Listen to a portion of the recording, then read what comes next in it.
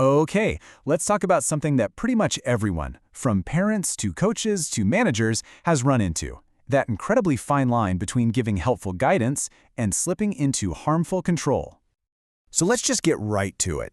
Think about it for a second. In those moments when you're trying to help, are you actually helping or are you controlling? It's a really tough question, but it's at the very heart of what makes our most important relationships either thrive or completely fall apart. So this whole idea, what we're calling the fine line, it really comes from the work of a researcher named Kesari Babu. And it's all about this critical difference. On one side, you've got supportive, thoughtful guidance that helps people grow. But on the other, you have control that just becomes damaging. We're going to unpack exactly what the science says about where that line is drawn. First up, the fine line problem. And we're calling it a critical dilemma for a reason, because the research is pretty clear on this.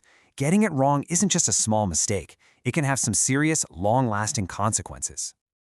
And look, if you've struggled with this, you are definitely not alone. It's something pretty much everyone deals with. But here's the good news. We don't have to just guess our way through it. We've got decades of research in psychology and neuroscience that basically give us a map to navigate this really tricky territory. All right, so let's dig into the why. Why is it that genuine guidance works so well and the other approach, well, it backfires? The science behind this whole struggle is fascinating, and it helps us understand what's really going on under the surface. To really get this, we need to talk about something called self-determination theory. It's a huge idea in psychology, and the core of it is actually pretty simple. All of us, no matter how old we are, need 3 basic psychological things to feel good and to really thrive. So what are these 3 core needs? First, you've got autonomy, that feeling that you have a say, that you can make your own choices. Then there's competence, the need to feel capable and good at what you do. And finally, relatedness, that deep need to feel connected to other people. And here's the absolute key.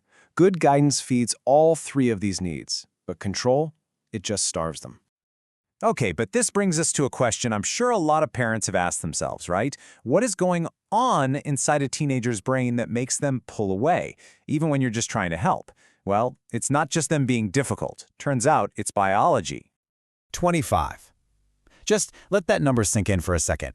25. What is that? Well, that's roughly the age when the prefrontal cortex, think of it as the CEO of your brain, the part in charge of planning, impulse control, thinking about consequences, finally finishes developing. So what does that actually mean for a teenager? Well, with that prefrontal cortex basically under construction, they're kind of wired for more risk-taking. Emotions hit them way harder, and they have this incredibly powerful biological drive for independence. It's not them trying to defy you for the fun of it. It's a critical stage of development, and it demands a totally different kind of guidance. Okay, so that's the science, the why behind it all. Now, let's get super practical. Let's move from theory to action. What does this actually look like in real life? All right, this next part is one of the most crucial distinctions to come out of all the research. It's the difference between what's called behavioral control and psychological control. Now, behavioral control, that's actually the helpful stuff. Setting clear rules, providing a stable structure, explaining why those rules exist. But psychological control, oh man, that's where the real damage happens. This is using guilt or shame, threatening to pull away your love, or telling someone they're not allowed to feel what they feel.